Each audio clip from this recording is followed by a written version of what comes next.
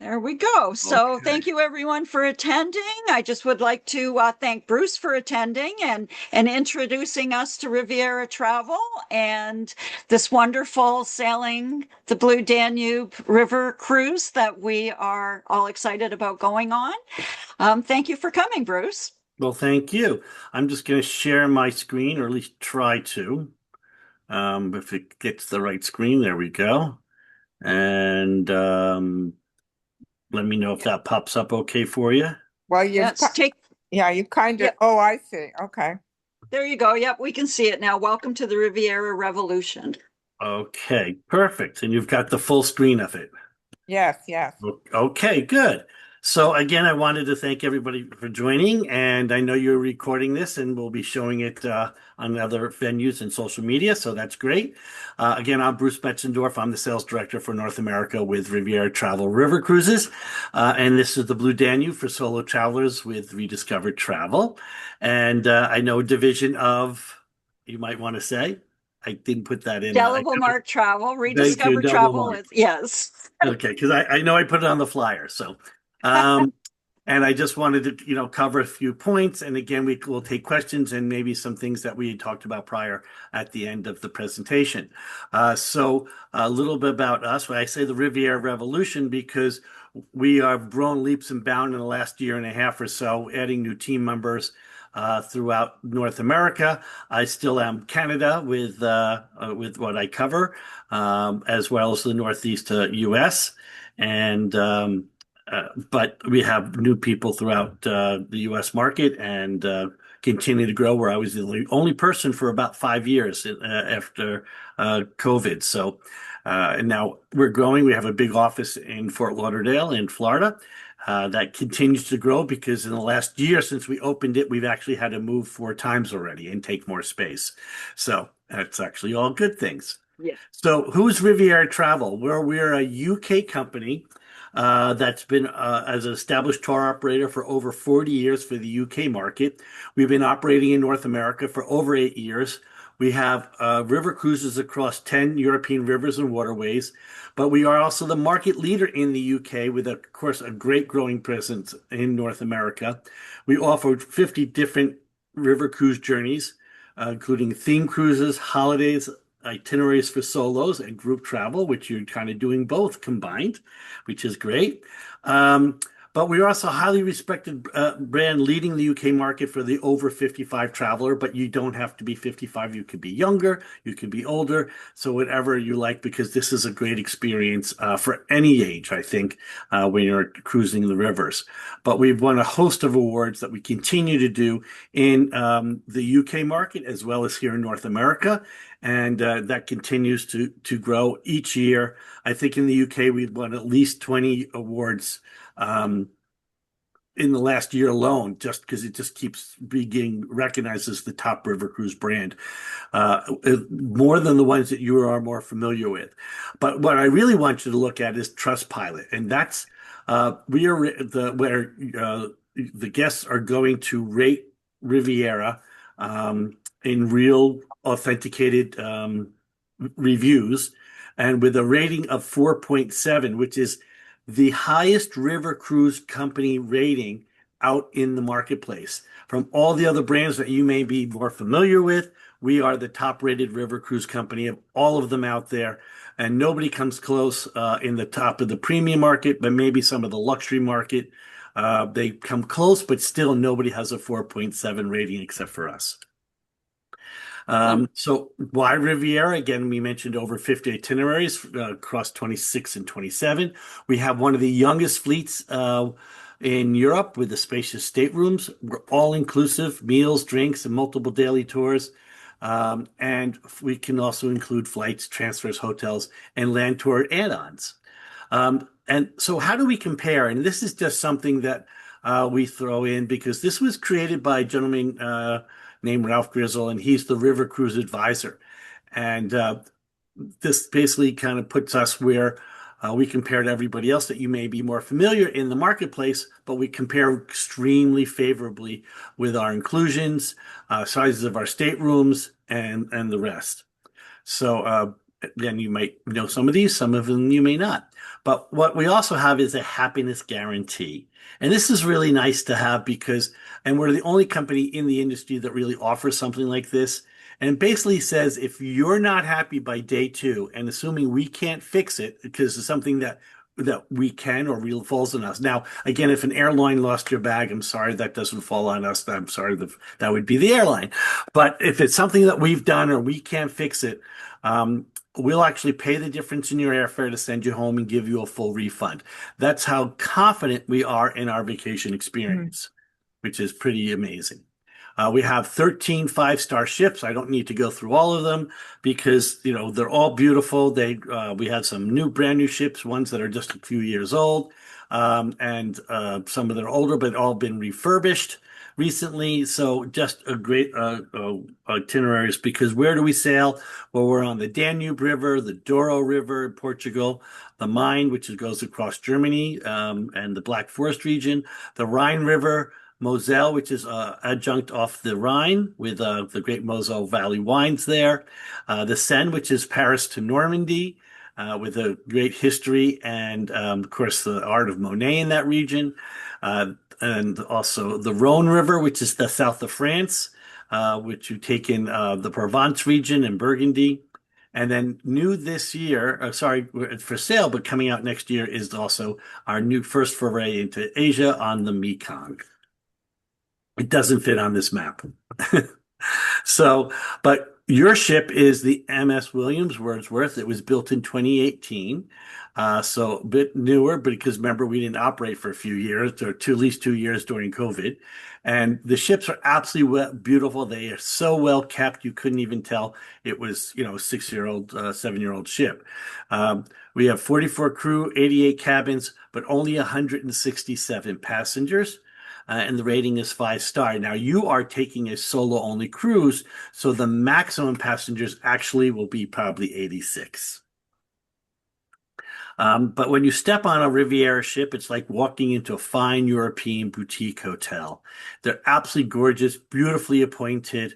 You see the chandeliers with the atrium, of course, the elevator in the back door lift, but you have this grand staircase area with this amazing iron grill work with the brass railings and the fleur-de-lis and embedded with that. It's just invoking old world charm in a very modern river cruise ship. Again, moving in, you can see this lobby area. You won't find this in other river cruise ships. Of course, we have information and reception, our travel desk, a boutique, but just the marble flooring. It's just elegant without being stuffy. We have our deluxe balcony suites coming in just under 270 square feet or 25 square meters. This is a full French balcony and a sit-out balcony. Our superior suites at just under 250 square feet or 22 square meters have the angled beds, but also with a larger sitting area, as well as those full French balcony with the sliders that go all the way over, and you just turn your chairs around and your whole room becomes your balcony. And then most of our staterooms are this lead-in French balcony at 183 square feet or 17 square meters. But you can see the bathroom here. It's a walk-in shower, comfortable. You don't feel cramped. Vessel sinks. You have a handheld and a rainwater shower head. So again, all the comforts, but feeling spacious and not cramped. And these are all French balconies as well. And then our lower deck with our lead-in price point, just a slightly smaller because of the bulkhead of 172 square feet or 16 square meters. But all staterooms and suites have basically almost the same amenities. Breakfast room service is included, where some cruise lines it might be optional or not even available at all. Crabtree or Elvin or branded toiletries. Wi-Fi is included, individually controlled air conditioning, and I put that because there are some river lines out there that don't let you control the temperature in your stateroom. You have hair dryers, safes, mini fridges, and plus we're probably the only river cruise line that offers coffee and tea making facilities right in your stateroom. So being a British company, we actually have coffee makers. The coffee makers are in espressos. Which if you like that, they're right there in the stateroom for you. And also being British, we have separate tea kettles in the staterooms right for you. And this works out perfectly for myself, my wife, when we travel together, because she's the coffee drinker and I'm the tea drinker. And if you're a tea drinker, you hate the taste of coffee in your tea, even because the water comes out with that taste in it. Uh, so this is great for me when I travel, especially when I'm traveling with Riviera. So as we go into our panoramic lounge, I call this the heart of the ship. You've got 360-degree views, well, actually 200 plus 70-degree views all the way around. So you can stand in here, sit in here and enjoy a drink or a cocktail or anything while you're cruising along, because it may be inclement weather, or it could be too hot or too cold. But again, it's a great opportunity. We have lectures in here, or port talks. We're going to talk about what we're going to see and experience when you're cruising. The bar is in here as well. We have entertainment nightly. This is the bar area. Again, pristine, just a separate area, whether you want to sit and relax in the bar with these separate tables and chair area, or in the main lounge. It's all welcoming and warm and welcoming. And also included from 26 and beyond is our open bar policy. So from 10 a.m. to midnight, it's open bar at Riviera. Includes a host of alcoholic and non-alcoholic selections. And you also have vodka, gin, rum, whiskey, tequila, sherry, brandy, ports, Baileys, plus others, all the beers, wines, drink of the day, the mocktail of the day, sodas, juices, all that's included. Now, some of you may not drink, why would I want to pay for alcohol? Because I don't drink very much, because it's included in the package. Well, I will tell you that there are no soda guns. The only thing comes out of a tap is the beer, and actually a can of soda or a juice that comes out of a can or a bottle is more expensive in Europe than the beer is. So it is still a really good value. Plus coffee and tea from the bar with the espressos and cappuccinos. All that is also available complimentary.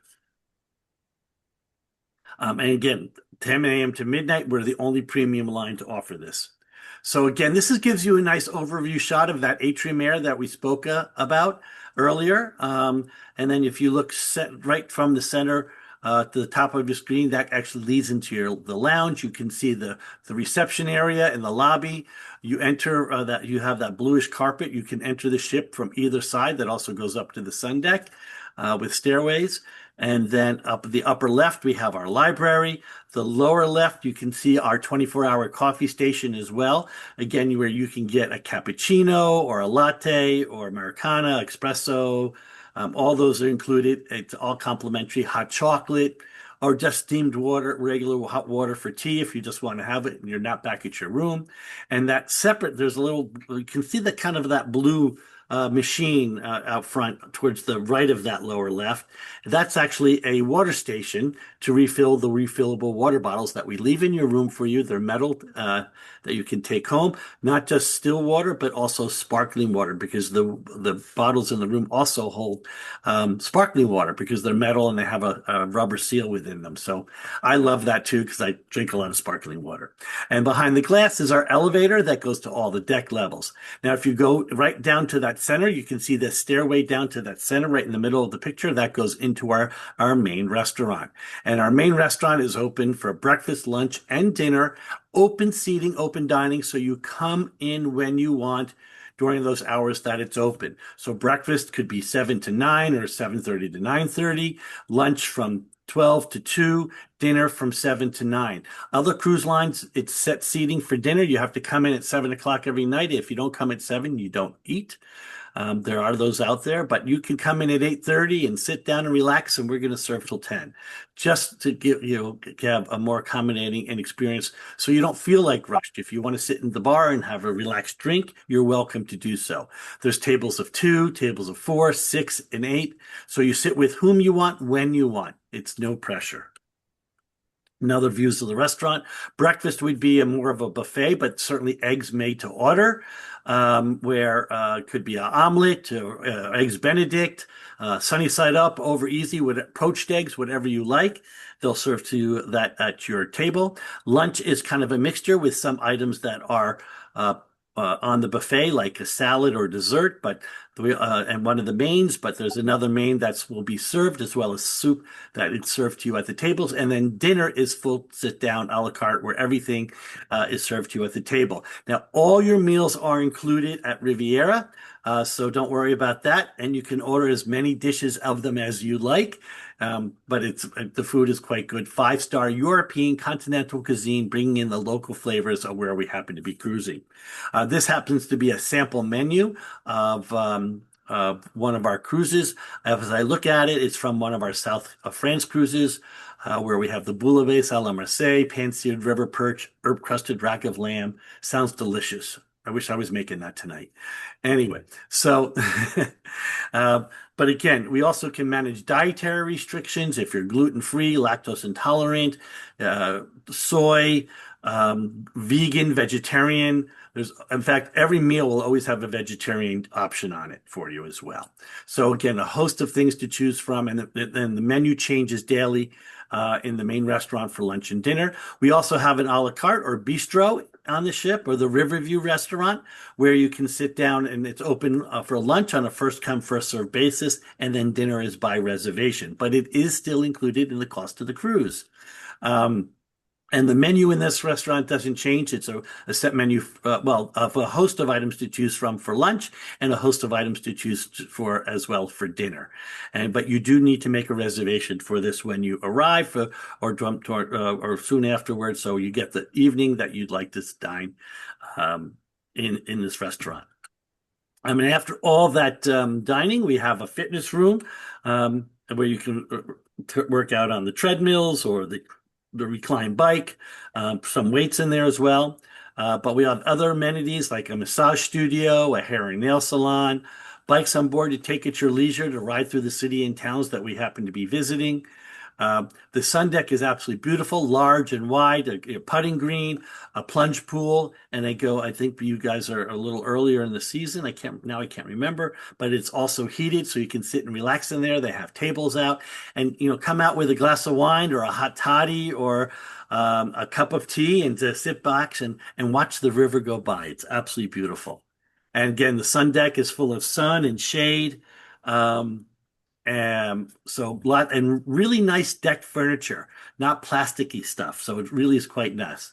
The only thing we don't include is gratuities. We are a British company, being that Brits don't necessarily tip, so we will not automatically add it to your shipboard account. You can come up and tell us. It is basically at your discretion. With Riviera. So we do have a guideline. We'll have a little talk about it at the end of the cruise. The North Americans usually don't have a problem with giving gratuities. The Brits sometimes do, and we try to encourage that. But again, it is at your discretion if you want to give gratuities or not. You can charge it to your shipboard account, and it gets equally distributed to all crew and staff because everybody works very hard.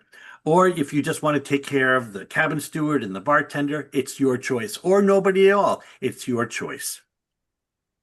This is just some pictures I think I forgot to take out from the new ship that we have, but I'll just run through them very quickly. This is the Radiance, though you won't be on it. Again, just a beautifully, but I think this is something to shoot for your next cruise, where we have a third restaurant called Mosaic. A sauna and steam room, of course, the massage studio, beautiful rooms, the fitness room, and very large suites and staterooms. So it is quite beautiful. I'm just running through that very quickly, just to give you an idea. The French balconies, and then the lower deck. Again, all the appointments and amenities. Again, the same type of bathroom with a vessel sink. Oh, what I want to tell you, see the buttons in there? In the bathroom, it kind of looks like a face. That's the control. You see there's two buttons, and then the temperature control.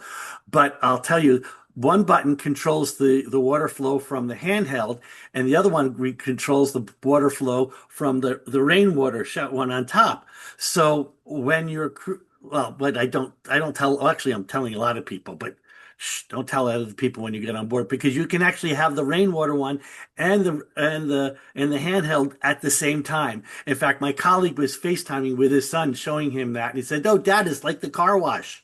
So, but then then the captain wonders, well, why the water is going down so quick. So don't tell.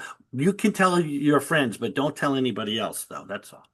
But your cruise is the Blue Danube for solo travelers. It's going to run from March 30th to April 6th in 2027. This is amazing. In fact, I just came off this cruise, not for solos, but I just did this itinerary. I came off the ship last Friday. It was absolutely amazing. I've done it a number of times, and every time I do it, I find something new that I've experienced that is just amazing. This is a round trip Budapest. Our first stop will be in Esztergom, which is the Catholic seat of the country of Hungary. But they have a beautiful basilica there. Bratislava, which is the capital of Slovakia. Just some history. Remember, it was Czechoslovakia, and the country split, had a friendly split in the 80s, and one became late 80s, early 90s, and one became Czech Republic, and the other one came Slovakia. And Bratislava is the capital of Slovakia. And then we bypass Vienna because we're on to Dürnstein and Melk in the same day with the Melk Abbey. Then we arrive in Linz on day 5 with a full day trip included to Salzburg. And if you're a Sound of Music fan, this is just the place to be. And then we come back to Vienna, spending all day there. And then we arrive back in Budapest on day 7, midday, where we have some afternoon touring. And we overnight there as well. So you can go out and experience Budapest tonight and go get off the next day. But I'll get a little bit more detail because, again, the first day you are in Budapest. This is a beautiful, this is my favorite city in all of Europe these days. It is absolutely beautiful. Of course, you have this picturesque scene of the Parliament, which is world renowned. It's of just the style and the shape, sitting right on the Danube River there. This is taken over from the Buda side, though it's one city now. About 400 years ago, or it was Buda and Pest. And so Buda, it was on one side, Pest is the other. Buda is the high side, Pest is the flat side, but it is all one city. But again, this is looking over from the Buda side to the Pest side, and just all the activity. Most of it is here on the Pest side. Restaurants, amazing hotels, sites, the basilica. It's just absolutely beautiful. And then the next day, again, we arrive in Esztergom. Again, this used to be the capital of Hungary back in the 10th to the mid-13th century. It is actually just across from Slovakia now, and it's the seat of the Roman Catholic Church in Hungary with the Esztergom Basilica. In fact, if you have time, you'll have a tour around here as well. They've just finished a whole reconstruction or renovation of this whole church. In fact, they've did the whole dome as well, where it was green the last time I was there, and this time it was copperish brown. I'm sure it will go back to green in a couple of years. But you can actually walk up to the top, and there's actually fencing or guard rails around it, and you can walk around the top of the dome, the green dome, and the area that's like the cement area. So you can walk up there around the dome. It's beautiful. So much to see and sightseeing that you look out. It's great views, and Gareth's right on the river here. And again, I like coming to this particular area. The next day we arrive in Bratislava. It's again capital of Slovakia, cultural and economic center of Slovakia. It's also where the president sits. The Parliament of Slovak an executive is also based here. In fact, it's right next to the castle that you're looking at here, Bratislava Castle. It has several universities, museums, theaters, galleries, and again, this beautiful Bratislava Castle. We'll go up there. That'll be the start of the touring. And then you'll go and see the beautiful gardens. It might not be so In bloom. bloom that time of year because it's still in March, early April. But again, you'll have some opportunities to see this and sights and look down up on the river and into town. And then we'll take a train or naughty train that will drop you off, and we'll have a walking tour of town. Where you'll find some amazing little statues like this that just happen to be out in the middle of the street. This particular statue is called Men at Work, but there's some other ones around in the squares. and some great history that the guides will tell you about in the old town, and really gives that convey that just a it's a great little city. A couple of nice squares here. In fact, I'm not sure the time frame, but if you're near Easter, I believe they may have some Easter markets. They should actually, and I think they may in Budapest. I'm not really sure, but in Vienna they do as well have some Easter markets set up out by Charbon Palace. But that's another story. And then next day we have two stops. We're going to go to Dürnstein. Now, this is a wonderful little town in the Wachau Valley, which is known for its wine growing regions, of course, but it's basically one street in and one street out. It's got all these nice little shops that are right there. There's actually a very fine hotel at the end of the street that you can maybe view in if you're interested. But it's also known for its apricot liqueur and brandy or schnapps. And if you like apricot, be sure to grab a bottle or do a little tasting. And you can take a bottle home with you. It is delicious as can be. If you're got some more energy and you're into walking, there is a little castle ruins, and it's in that picture. It's the upper left castle ruins up there where you can do a walk up there. It is a bit steep, and it did take the wind out of me, but I actually made it. I was surprised. I probably needed a little oxygen when I got down, but that worked. Because I'm not in the best of shape because I'm in my early 60s and there are people in their 80s just like passing me up and down. So, but I guess they're retired and they do a lot of walking. I'm sitting at my desk most of the day. I'll get there one day. So, but I did make it up. So again, a great little town. Lots of little history. There's a vineyard right there. You can see that in the lower right of the picture as well. That's right there. So things will start to be blooming right then as well. Again, because again, I was there last week and you can see the vines starting to bloom. And another view of the town, a little bit more close up. And it's just spectacular.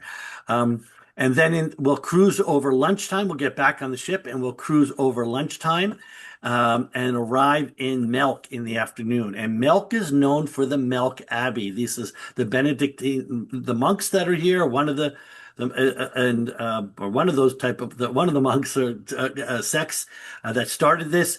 It dates back from 1089 from the first building that was made. So you're talking, 1,000 years old, basically, the initial building of this. But it's been added onto through the years and expansion. It kept going until 1702, but they've continued. They have a gorgeous library that you're going to walk through, plus the church. And it's just the grounds are gorgeous. I highly recommend it, and it's really just a beautiful space and the tour is included. They actually have a hallway there that is 200 meters long. Just one straight hallway that's like, again, over 600 feet. It's absolutely amazing. And that's where there's a whole story about the history where when the Habsburgs used to come here and they had a staff of so many people and they actually slept in the floors of the hallway there. But they have lots of beautiful rooms and things. So you'll have an excellent tour of the Abbey as well. Now, of course, the next day is Salzburg. Now, we do arrive in Linz, and Linz is a beautiful, it's actually more of an industrial town, but they have the nice old town area, very small, which you'll have a tour of if you choose not to go to Salzburg. But I highly recommend this tour. It is included, and it's absolutely beautiful. And when you arrive there, we'll have a walking tour into the old town area that you're looking at. You'll see scenes where the Sound of Music was filmed or where some of it was replicated in the production studios out in Los Angeles. That looks just like it, like the church cemetery that was towards the end of the movie. But, the steps that they danced on or where they sang songs and all that, that's all here. Plus, it's also known, of course, for Mozart. Mozart was based here for many years. Again, it's just, the music, and they actually have candy called Mozart balls. There's one store that has it's the red wrapping. So one's the difference. No, or is it the blue? With the blue wrapping, those are the authentic ones. It's chocolate and marzipan and hazelnut. It's if you like, I'm not a marzipan fan, but which is almondy, but it's delicious for the people. I mean, but absolutely amazing. Plus, they have they're like over €2 a piece, but take them home with you because they're great gifts too. So Salzburg Castle, of course, on the top of the hill, you can walk up there, but there is a funicular, lots of Renaissance and Baroque architecture, and again, you'll have a walking tour. You'll have lunch opportunity. You can actually have a bag lunch or do lunch on your own in one of the many restaurants there. But there's also opportunity to eat in a restaurant, which I did for the first time.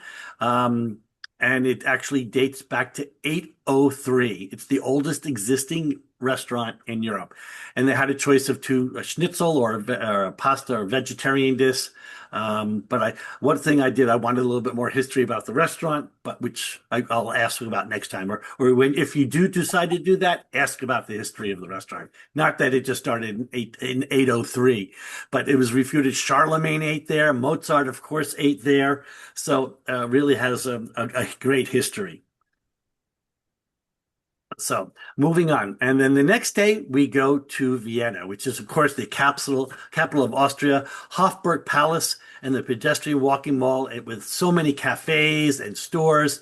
You can get the Wiener Schnitzel. You'll get, the wursts are really big here. You can get, the overgrown hot dogs. They're delicious. They're carts, restaurants, hot chocolate in some places that I can recommend. Just a long history of music with many famous composers, Mozart, Haydn, Beethoven, Schubert, Brahms. So, of course, Vienna is known for the music, but you'll have an opportunity, a walking tour. You could go and see the Lippens or Stallions in Vienna with a behind-the-scenes tour of the riding school, but also just take a peek into the stables. You could get tickets to one of the practice sessions depending on the day, or see a show, depending if it's during the day. And then at night, while we're on board, by the way, we actually bring a string quartet on board to play for you to feel that music that is just amazing. So instead of taking you out, we bring the string quartet to you to play on board the ship. And really, it's just a wonderful experience. I love Vienna. In the afternoon, maybe you can go over. There's an excursion as well to go to Schönborn Palace, which is just beautiful. The summer residence of the Habsburgs. But they've had so many residents. But again, this is the one for Vienna, from the main palace that's right there in town. And again, just a great history and experience to be in this region. And we'll cruise over. We'll leave there at nighttime, cruise overnight in the morning, and arrive back at Budapest midday. Now, this is a picture of Buda Castle. Now, Buda Castle and the Castle District is on the Buda side. So this is taken from the Pest side looking over. It's just beautiful. We'll have a bus tour of this region. There's also a walking tour of the Buda Castle District, which is just amazing. There are some original buildings, but it was definitely bombed out in the war. So they're building a lot of now replicas of the original buildings that they look just like them. There's also some gorgeous churches up there that are just spectacular. Go inside because they're just so different and unique. And of course, the great views over to the Pest side, looking at Parliament and the rest of the region. This is, again, Budapest at night. There's the heart of the town. Of course, you have the St. Stephen's Basilica, which is just the main church there. St. Stephen's is the patron saint of this region. So you'll have a St. Stephen's also in Vienna, the cathedral there. But this is the basilica here in Budapest. Again, one of my favorite cities. The Ferris wheel that you can go ride in. This is all like within a 10-15 minute walk of the ship. Just to get there. It's a beautiful, clean city. Just a lot of things going on. Great little districts and areas, because the main part of the city is the old town, which is, I find, just this is where everything is. So some great opportunity. I would recommend your pre or post here as well, but always come in a day before, so you never know about flights. I always say that too. So always come in a day before. And so you have that cushion, and also be able to see the sights of the city before you board the ship. And also maybe stay later. Now, this is, again, one of these shots that I love because it gives you that whole overview. You have the Budapest all over. That's all of Budapest. But on the on the left side is the high side or the Buddha side, where you have the Buddha Castle. You have the chain bridge that's all lit up, or the famous chain bridge that's lit up in the evening. Matthias Church is also the one that's up in the top. The chain bridge is again the Parliament you can see in the background. Academy of Science, St. Stephen's Basilica that you can see all lit up on the right side. That's the Basilica and the Ferris wheel, or they call it the Budapest Eye, and also the Viaggio Concert Hall. If you get a chance, go over to see the Opera House because it is just gorgeous. They do have tours of that as well. But it's on Andrassy Street. Andrassy Street is like the Champs-Élysées of Budapest, with all the high-end stores and great walking and just a beautiful area as well, very close to the Basilica. So I love this itinerary. There's so much to see and do. I enjoy going back. In fact, I expect to be there again this summer for another event, to be on the same cruise and spending some time in Budapest. So again, I'm jealous. You guys are going to have a wonderful experience. Again, remember, this is all solo. So again, the maximum passengers on your ship are going to probably be about 86 people total. And half the people, but the full complement of crew. So basically 2 to 1. So again, without the pressure, and feel comfortable because everybody on board essentially is in the same boat. They're all people who want to travel, but they're solo. They have the backgrounds again. They could be again with your widows and widowers that want to go out and experience it, but nobody wants to share any room anymore. So you're getting all this at the same price as paying for a double room, but for just one person. So there's great value in this as well. So everything here is very safe and comfortable. So there's no pressure. You don't feel that you're going to have any issues when you're traveling around. I guess I always say you're not going to be walking around your local neighborhood or the mall or whatever with your purse open off your shoulder. You're not going to do that there as well. So you're just always going to just be aware of your surroundings anywhere but it's a very safe city. And all of this that you're going to be enjoying and seeing and experience is just amazing. So I'm going to open this up for any questions.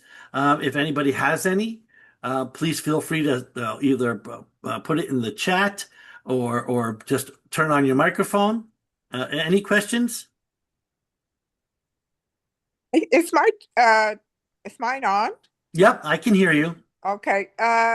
During the tours that you're talking about, how many of them are included in the price?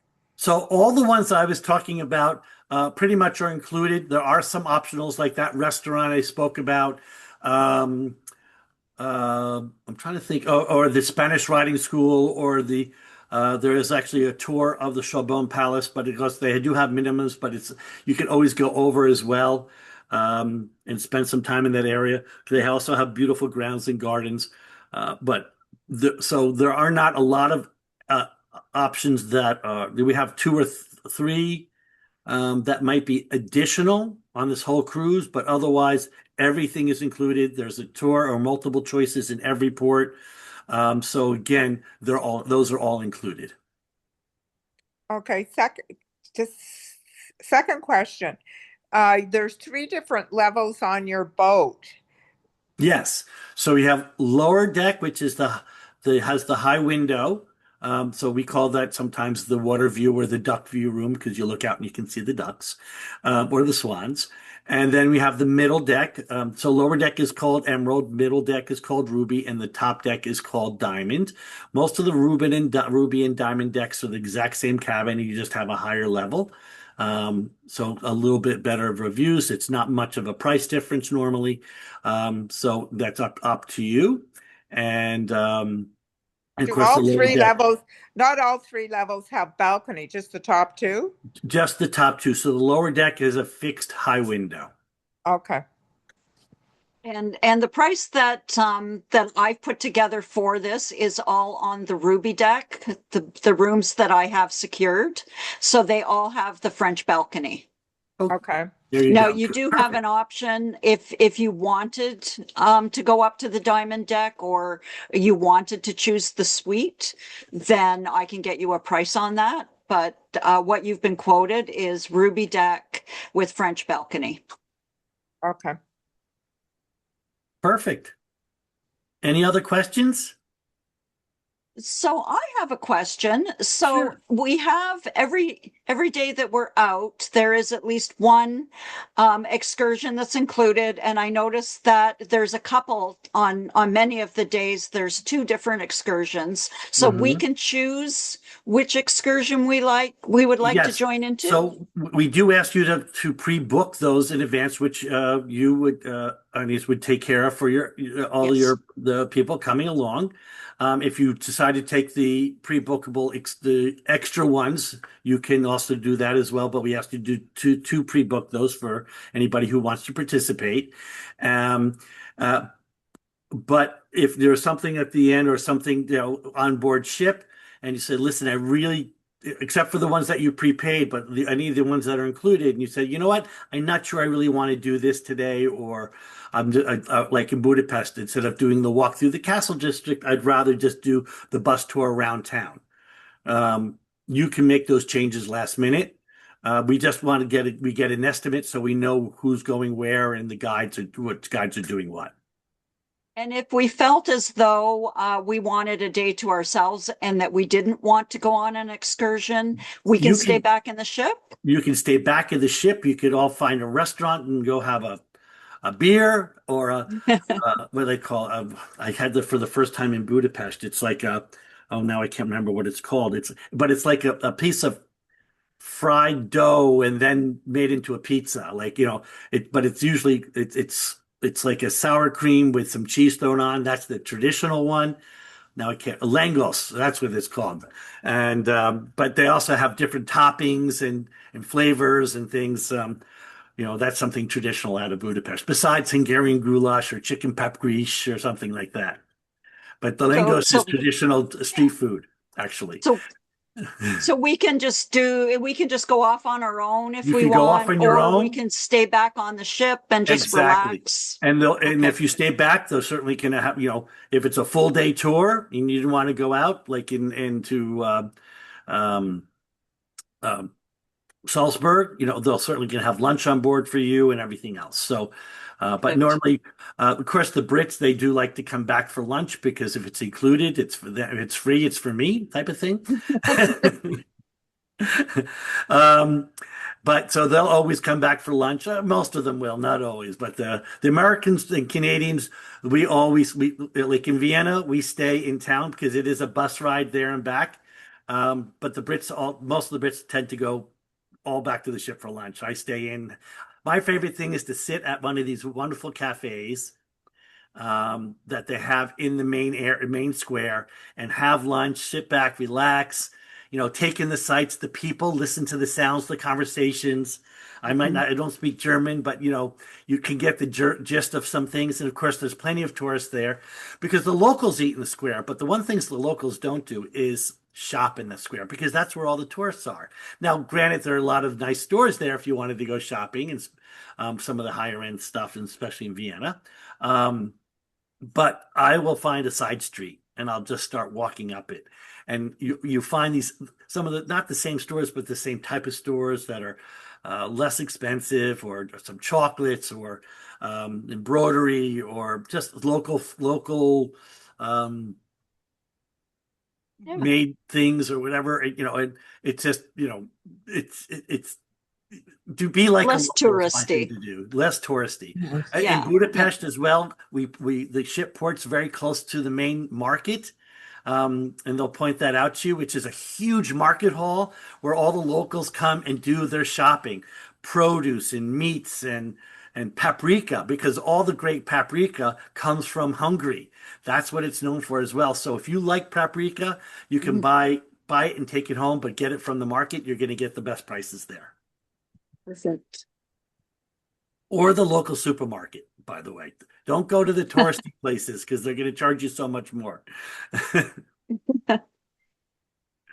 Does anyone else have any other questions? No, Well, that was awesome. Oh, I'm sorry. Draga, no, go ahead. nope, nope, nope. No, I said Nope. no. No, Oh, okay. okay, no questions. Well, anyway, well, thank you all for joining us. I hope, you know what? Before we go, I'm going to throw in something. If that you're on this call, on this meeting, or from week to, well, from 2 weeks from now. So I'll just say today is what, I don't even remember today's date. It's the 23rd. 23rd. So Thursday, 23rd brings us to the 7th of May. So if you book and deposit by the 7th of May, I will throw in an additional 50 euro shipboard credit that you can spend towards gratuities or things that may not be included at the bar, or put towards a massage on board or the hair and nail salon or whatever you like. Thank you so much, Bruce. That's wonderful. So That's yeah, wonderful. just let me know Yeah. who that Thank who's you. the positive, and I'll make sure I will get that added. Thank you. Thank Thank you. you. Yes, and thank you so much. This has been a wonderful presentation. And Yes. I just have to say, out of all of it, I really loved the photographs of Budapest, Mm. the nighttime ones. Yeah, I You mean, were again, welcome. it's I really enjoy it there. There's, in fact, one of them is it was a little blurry, but it's the one I took of the Basilica at night with the Ferris wheel, because Yeah. um, there's a rooftop bar and restaurant very close to that. It's called the Area Hotel, and I was just there a week and a half ago too. But I started 2 weeks ago tonight when I first arrived in Budapest, and though that picture's not from then, I was there, and I took it. It was just so beautiful. It was all lit up, and but it really just conveys how beautiful the city is. And I really enjoy going there. I think the funny, interesting. The first time I was in Budapest, it was still behind the Iron Curtain back in 1985, Wow. um, and it was very interesting. And they wanted the tourism, but they wanted you to see what they wanted you to see.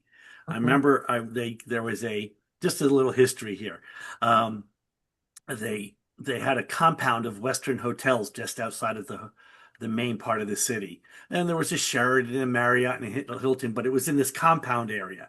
And a few of us, and we were young. I was just in my 20s, like, oh my God, so we're going back 40 years ago. Um, and they said, we said, hey, a few of us want to go back into town tonight to find some place to hang out and party or go to a club. And the local people, because this is all, still there was probably tons of, I wouldn't say spies, but people watching us, because that's what they do in these compounds, all these hotels, because they're all Western. They said, you can go, but we cannot guarantee your safety. Oh, great. So we decided to stay where we were, because they didn't want us to go back to see the real Budapest. But now it's just a great city, so much history, whether it goes back to, of course, unfortunately, some of the stuff from World War II, and there's some memorials to that. There's something called the Shoes, which is right near the Parliament, that represents where there's brass shoes. It's along the water, but they look like real shoes that were. It's a long story, but then where the Jews were rounded up and they didn't have enough bullets because it was towards the end of the World War. They tied them all together. They made them take their shoes off, and for whatever, because they could use it for other people, because there were shortages. And they shot about the first 4 or 5 of them, and they fell into the water. And because they're all tied together, the others would fall in, and they all. Oh, It's a sombering memorial, but it's memorable, and there's a great Jewish quarter there as well. We're not far from the main parliament is the U.S. Embassy, and some in other squares in the middle of the town. There's just great things to see. Well, I'm looking forward to it. mhm. Well, thank you so, so much for coming, and thank you for taking the time and giving us this wonderful presentation. And yeah, I'm really excited to share this with the others who weren't able to attend. So thank you very much, Bruce. Really appreciate Thank you it. everybody for your time. I hope I didn't go too long, but I'm very Oh, passionate about this. So again, no. I hope you sign up and enjoy and join the group, and I think you're going to have a really wonderful experience. Thank Great. you. Thank you. Thank you, Thank Arnie. you. Thanks, Okay, everyone. I'll talk Take to you care now. ladies later. Bye-bye. Thank you. Bye now. Bye.